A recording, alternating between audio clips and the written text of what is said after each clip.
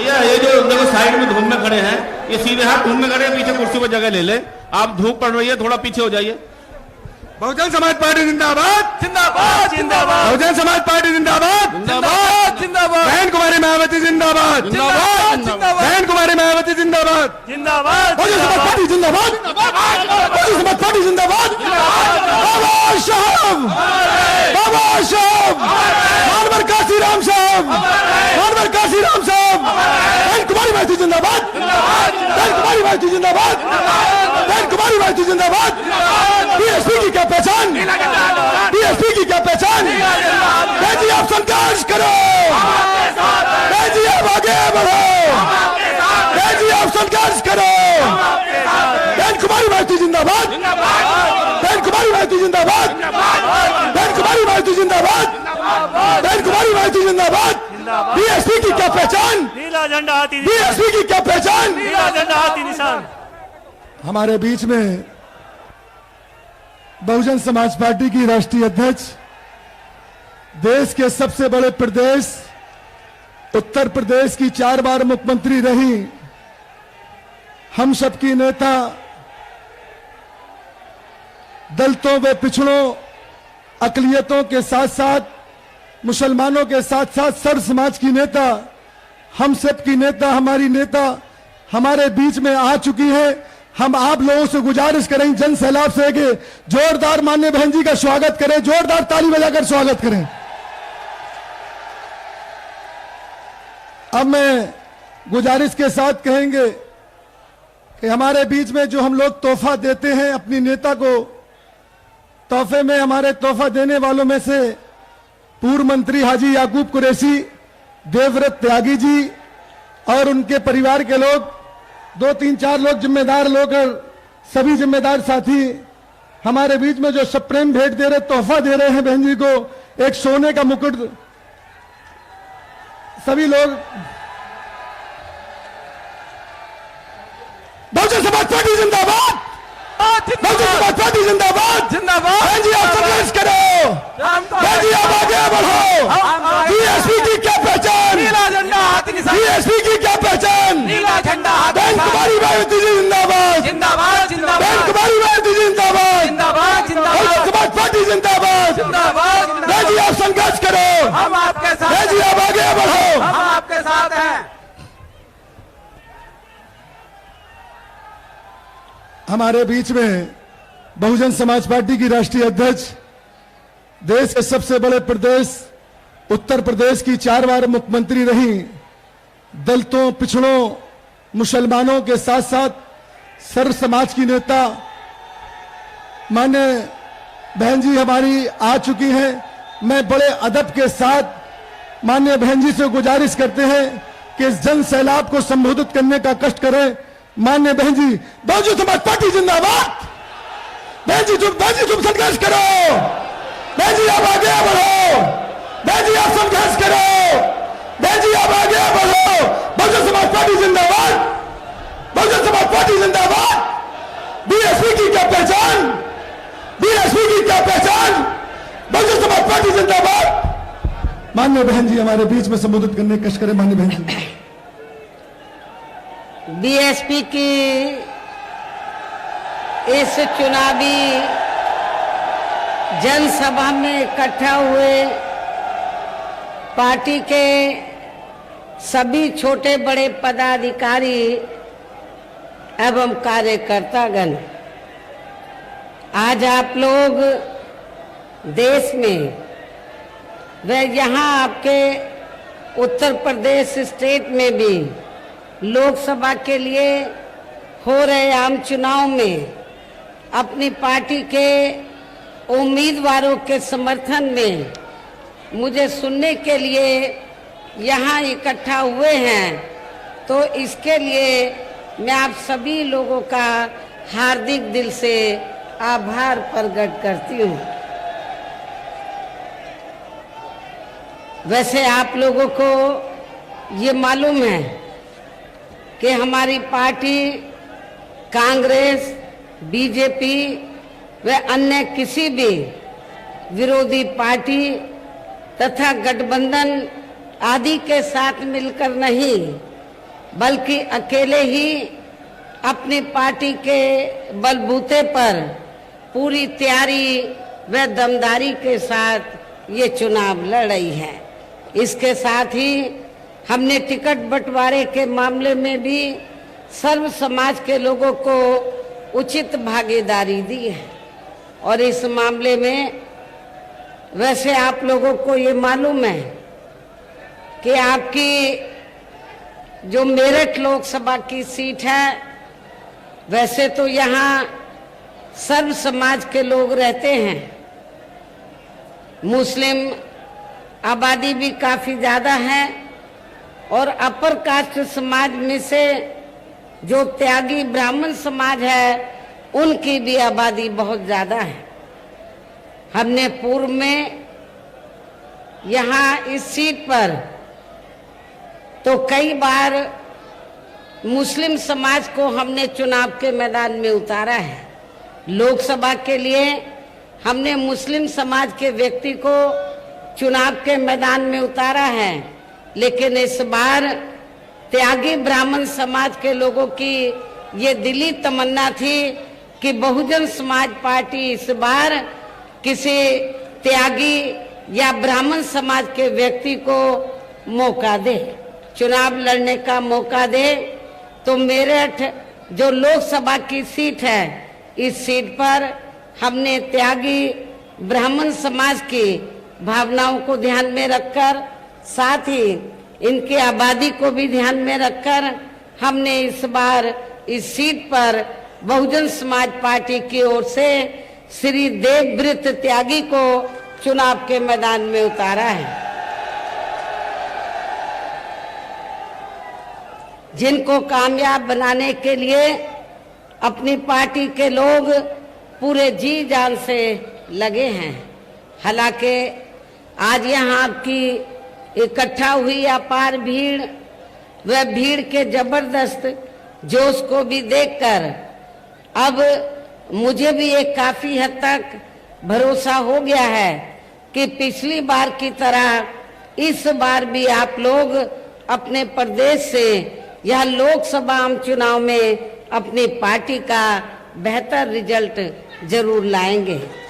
और इसके लिए अब मैं आप लोगों का ध्यान कुछ जरूरी बातों की तरफ दिलाना चाहती हूँ और इस संबंध में विशेषकर मैं कांग्रेस, बीजेपी व इनके अन्य सभी सहयोगी दलों के बारे में ये कहना चाहूंगी कि आजादी के बाद शुरू में केंद्र व देश के काफी राज्यों में भी ज्यादातर सत्ता यहाँ कांग्रेस पार्टी के हाथों में केंद्रित रही है, किंतु इनके अधिकांश मामलों में रही गलत नीतियों एवं गलत कार्य प्रणाली आदि की वजह से ही फिर इस पार्टी को केंद्र व काफी राज्यों की भी सत्ता से बाहर होना पड़ा है तथा यही स्थिति इनकी सहयोगी पार्टियों की भी बनी रही है, जिसके कारण ही फिर पिछले कई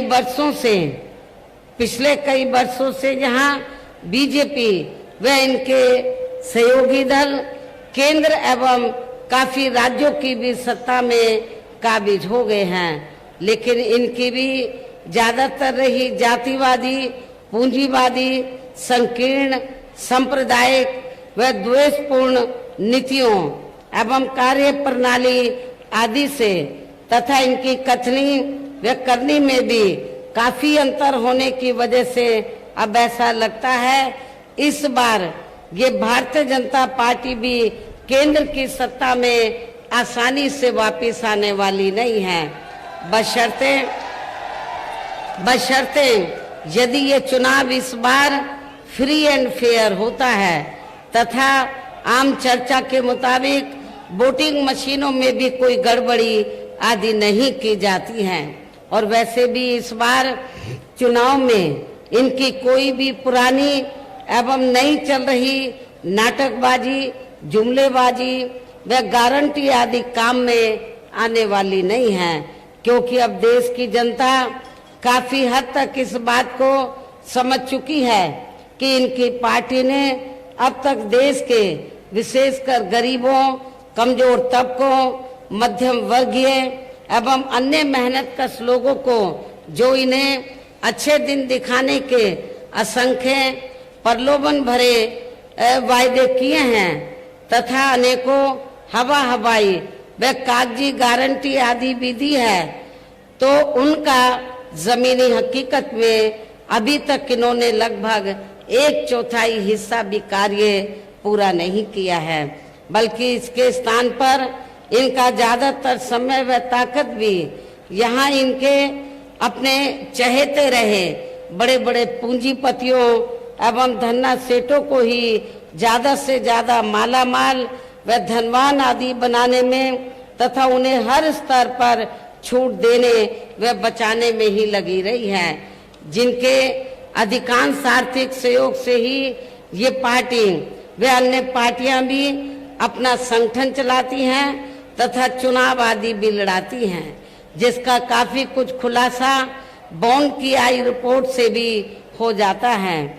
इसके साथ ही अब ऐसा लगता है कांग्रेस पार्टी की तरह ही बीजेपी ने भी केंद्र की तमाम सरकारी जांच एजेंसियों का लगातार ज्यादातर राजनीतिकरण ही कर दिया है। इसके अलावा देश के किसान वर्ग भी वर्तमान बीजेपी की सरकार में शुरू से ही अपनी विभिन्न समस्याओं को लेकर काफी ज्यादा दुखी व परेशान रहे हैं और अभी भी हैं, जबकि यूपी में 4 बार हमारी पार्टी की रही सरकार ने इनके हितों का भी हर स्तर पर विशेष ध्यान रखा है। हमने अपनी चारों हुकूमतों में किसानों को खेती करने के लिए समय से सस्ते साधन हमने उपलब्ध कराए हैं।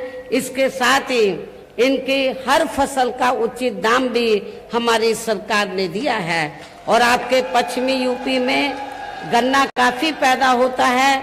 गन्ना किसानों को हमने पूर्व की रही सरकारों और वर्तमान सरकार की तुलना में हमने काफी बढ़ा चढ़ा के दाम गन्ना किसानों को दिया है। इतना ही नहीं बल्कि केंद्र में पूर्व की रही कांग्रेसी सरकार की तरह ही वर्तमान भाजपा सरकार में भी इनकी जातिवादी, हीन, सांप्रदायिक एवं पूंजीवादी सोच व नीतियों के चलते ही पूरे देश में सर्व समाज में से खासकर गरीबों, दलितों, आदिवासियों, पिछड़े वर्गों, मुस्लिम एवं अन्य धार्मिक अल्पसंख्यक समाज के लोगों का भी पूर्ण रूप से विकास व उत्थान आदि नहीं हो सका है। और इस संदर्भ में वैसे आप लोगों को ये मालूम है कि पूरे देश में यहाँ दलितों, आदिवासियों एवं अन्य पिछड़े वर्गों का सरकारी नौकरियों में वर्षों से अधूरा पड़ा आरक्षण का कोटा भी अभी तक भी पूरा नहीं भरा गया है। विशेषकर एससी व एसटी वर्गों के सरकारी कर्मचारियों का पदोन्नति में आरक्षण भी अब काफी हद तक प्रभावहीन ही बना दिया गया है।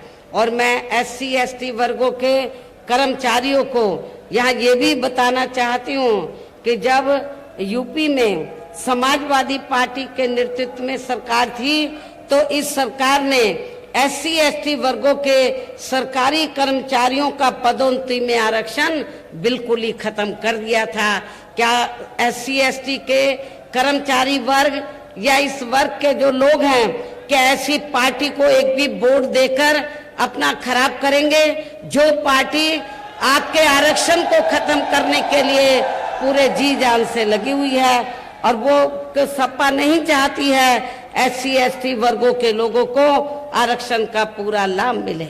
और इतना ही नहीं, जब इसके बिल को प्रभावी बनाने के लिए हमने राज्यसभा में संशोधन विधेयक हमारी पार्टी द्वारा सरकार पर काफी दबाव बनाकर जब ये विधेयक आया तो समाजवादी पार्टी के सांसदों ने इस बिल को ही फाड़ दिया था पार्लियामेंट के अंदर। अब आप खुद बताइए कि ऐसी समाजवादी पार्टी दलितों का, शोषितों का क्या वो भला कर सकती है? और इतना ही नहीं, इन वर्गों में जन्मे संतों, गुरुओं और महापुरुषों के नाम पर जो हमने जिले बनाए, यूनिवर्सिटी बनाई और पार्क आदि बनाए, अनेकों संस्थानों के नाम रखे, वो भी ज्यादातर समाजवादी पार्टी की सरकार ने बदल दिए थे। साथ ही केंद्र व राज्यों में भी विरोधी पार्टियों की रही सरकारों में इन सभी वर्गों को प्राइवेट सेक्टर में आरक्षण दिए जाने की व्यवस्था किए बिना ही इनकी सरकारों के ज्यादातर सरकारी कार्य अब प्राइवेट सेक्टर के जरिए ही इनके बड़े बड़े पूंजीपतियों व धन्ना सेठों आदि को ही दिए जाने के कारण अब इनको पूरे देश में आरक्षण का बहुत कम ही लाभ मिल पा रहा है। इसी प्रकार इनका इन और मामलों में भी शोषण व उत्पीड़न आदि होना अभी तक भी बंद नहीं हुआ है। इसके साथ साथ मुस्लिम व अन्य धार्मिक अल्पसंख्यक समाज के लोगों की भी हालत हर स्तर पर काफी ज्यादा खराब व दयनीय ही बनी हुई है, जिसका काफी कुछ खुलासा सच्चर कमेटी की रिपोर्ट में भी किया गया है। इतना ही नहीं बल्कि पिछले कुछ वर्षों से केंद्र व अधिकांश राज्यों में भी बीजेपी व आरएसएस की सरकारों के चलते हुए अब इनका विकास एवं उत्थान आदि होना भी काफी हद तक बंदसाई हो गया है। आए दिन इन पर खासकर हिंदुत्व की आड़ में हो रही जुल्म जाति भी यह काफी ज्यादा चरम सीमा पर पहुंच चुकी है। इनके साथ साथ अपर कास्ट समाज में से विशेषकर गरीब लोगों की भी हालत हमें कोई खास अच्छी नजर नहीं आती है। इनकी गलत कृषि नीतियों के कारण किसान वर्ग भी आए दिन आंदोलित ही बना रहता है। साथ ही इनकी गलत आर्थिक नीतियों की वजह से देश की अर्थव्यवस्था पर भी इसका काफी बुरा प्रभाव पड़ा है, जिससे यहाँ विशेषकर छोटे एवं मध्यम वर्गीय व्यापारी वर्ग भी काफी ज्यादा दुखी व परेशान हैं। और अब केंद्र में पूर्व की रही सरकारों की तरह ही वर्तमान भाजपा सरकार में भी यहाँ पूरे देश में गरीबी, बेरोजगारी एवं महंगाई आदि भी लगातार काफी ज्यादा बढ़ रही है। देश में हर स्तर पर फैला भ्रष्टाचार भी अभी तक खत्म नहीं हुआ है। साथ ही अपने देश की सीमाएं भी अभी तक पूरे तौर से सुरक्षित नहीं हैं। ये भी बड़ी चिंता की बात है। ऐसे में अब आप लोगों को देश में हो रहे लोकसभा आम चुनाव में कांग्रेस, बीजेपी व इनकी सहयोगी पार्टियों को भी केंद्र की सत्ता में आने से जरूर रोकना है। जिनकी गलत नीतियों व गलत कार्य प्रणाली आदि को आप लोग काफी हद तक आजमा भी चुके हैं। ऐसी स्थिति में अब ये विरोधी पार्टियां इस चुनाव में भी किस्म किस्म के साम दाम दंड भेद आदि अनेकों हथकंडे इस्तेमाल करके केंद्र की सत्ता में आने की पूरी कोशिश में लगी हैं, जिनसे अपनी पार्टी के लोगों को हर स्तर पर काफी ज्यादा सावधान रहना है। और इस मामले में विरोधी पार्टियां अपने अपने पक्ष में हवा बनाने के लिए खासकर मीडिया, ओपिनियन पोल व सर्वे आदि का जो बड़े पैमाने पर इस्तेमाल कर रही हैं, तो उनसे भी अपनी पार्टी के लोगों को बिल्कुल भी गुमराह नहीं होना है। इसके साथ ही विरोधी पार्टियों के विभिन्न रूपों में जारी किए गए इनके हवाई व प्रलोभन भरे चुनावी घोषणा पत्रों एवं वायदों आदि के बहकावे में भी अपनी पार्टी के लोगों को कतई भी नहीं आना है, जिन्हें ये पार्टियां चुनाव खत्म होने के बाद ज्यादातर अमल में नहीं लाती हैं और अब जिन पर से देश की जनता का अधिकांश विश्वास ही उठ गया है। यही खास वजह है कि हमारी पार्टी किसी भी चुनाव में अपनी पार्टी का कोई भी चुनावी घोषणा पत्र आदि जारी नहीं करती है। वैसे भी हमारी पार्टी किसी भी मामले में कहने में बहुत कम बल्कि कार्य करके दिखाने में ही ज्यादा विश्वास रखती है। और इस बात का सबसे बड़ा सबूत ये है कि उत्तर प्रदेश में 4 बार हमारी पार्टी के नेतृत्व में रही सरकार ने चुनाव में अपनी पार्टी के बिना कोई जारी किए गए चुनावी घोषणा पत्र के ही प्रदेश व आम जनहित में काफी कुछ ऐतिहासिक कार्य करके दिखाए हैं। जबकि इस मामले में हमारी पार्टी का ये कहना है, यदि इन पार्टियों के स्थान पर केंद्र में हमें अपनी पार्टी की सरकार बनाने का मौका मिलता है तो तब फिर हमारी पार्टी की बनी सरकार केंद्र में यहाँ अब तक रही सभी विरोधी पार्टियों की सरकारों की तरह केवल यहाँ हवाई व कागजी कार्य आदि नहीं करेगी, बल्कि उत्तर प्रदेश की तरह ही जमीनी हकीकत में ठोस कार्य करके दिखाएगी। और इस संदर्भ में खासकर मैं ये कहना चाहूंगी, केंद्र द्वारा देश में पिछले कुछ समय से अति गरीब परिवारों को अस्थायी तौर पर फ्री में जो थोड़ी सी खाद्य सामग्री दी जा रही है तो उससे इनका स्थायी तौर पर भला होने वाला नहीं है। और वैसे भी इनकी ये जटिल समस्या देश में हर हाथ को काम देने से ही केवल दूर हो सकती है, जिसकी तरफ हमारी पार्टी की बनी सरकार विशेष ध्यान देगी। साथ ही देश में पिछले काफी वर्षों से आए दिन बढ़ रही गरीबी, बेरोजगारी व महंगाई आदि से भी जनता बहुत ज्यादा दुखी व परेशान है, जिसे भी आर्थिक नीतियों में तब्दीली करके फिर जरूर दूर किया जाएगा। हिंदुत्व की भी आड़ में, धर्म की भी आड़ में पिछले कुछ वर्षों से खासकर मुस्लिम समाज के लोगों का द्वेष की भावना से जो इनका काफी ज्यादा शोषण व उत्पीड़न आदि किया जा रहा है तो उसे भी फिर जरूर रोका जाएगा। और ये सब हमने अपनी यूपी की रही सरकार में करके भी दिखाया है। इसके अलावा हमने यूपी में सर्व समाज में से गरीब एवं बेरोजगार लोगों को बेरोजगारी भत्ता आदि न देकर उन्हें बड़ी तादाद में रोटी रोजी के साधन भी उपलब्ध कराए हैं, जो अब ये कार्य भी अधिकांश ठंडे ही पड़े हैं, जिनको फिर सरकार बनने पर प्राथमिकता दी जाएगी। कहने का तात्पर्य ये है कि देश में इस समय हो रहे लोकसभा आम चुनाव में विरोधी पार्टियों के जारी किए गए उनके हवाई व प्रलोभन भरे चुनावी घोषणा पत्रों आदि के बहकावे में अब यह खासकर देश के अति गरीबों, मजदूरों, बेरोजगारों एवं अन्य मेहनतकश लोगों को बिल्कुल भी नहीं आना है।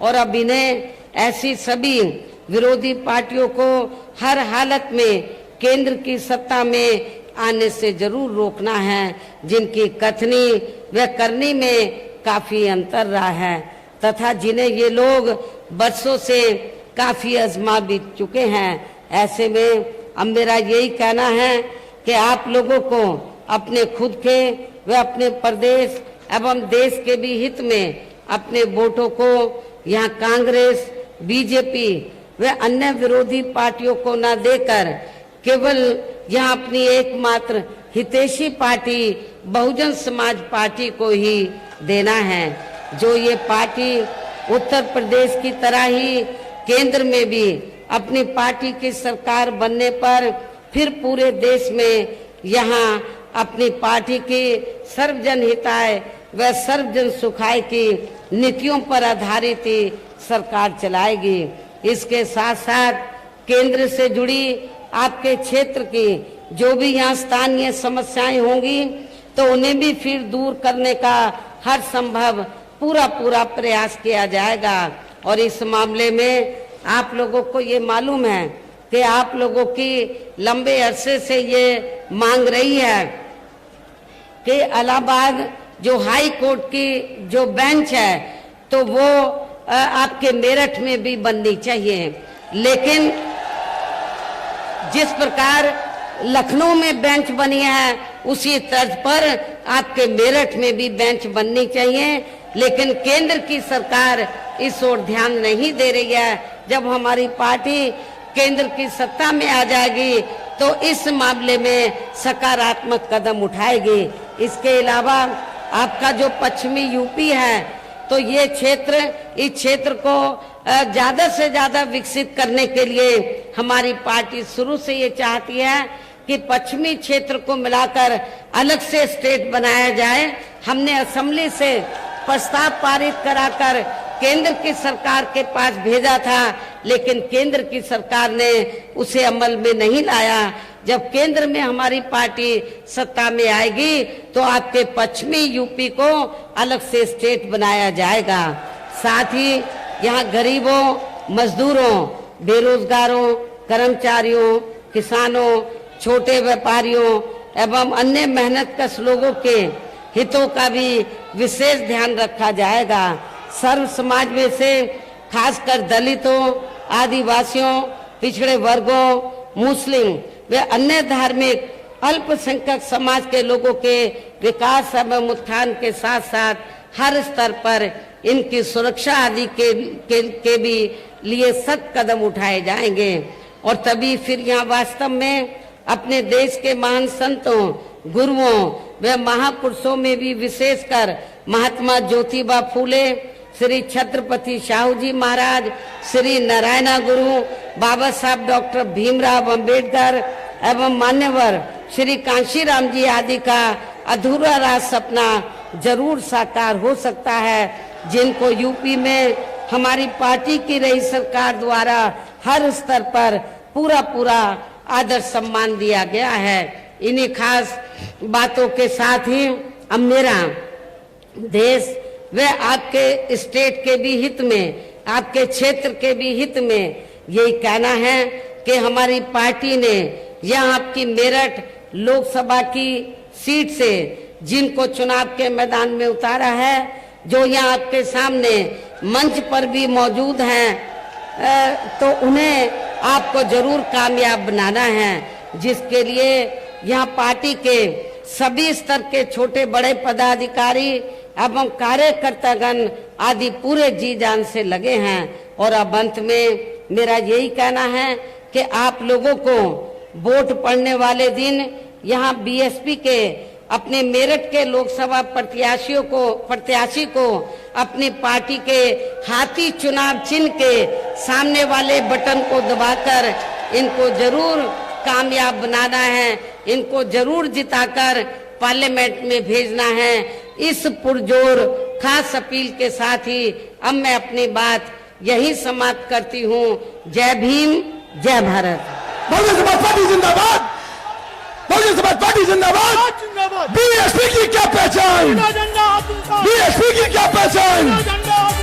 जी आप संघर्ष करो, जी आप आगे बढ़ो, तुम्हारी मर्जी जिंदाबाद, तुम्हारी मर्जी जिंदाबाद।